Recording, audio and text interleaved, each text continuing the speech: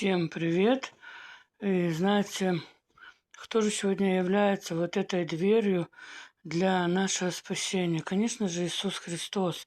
И на самом деле Иисус, Он есть живее всех живых. Почему? Потому что и Он сегодня страдал, и Он сегодня воскрес. И единственный выход из наших всех ситуаций – это Пасха Иисуса Христа. И на самом деле, что мне нужно делать для того, чтобы иметь спасение?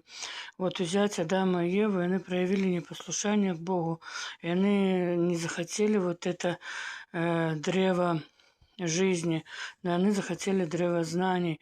И к чему это их привело? Это привело их к погибели.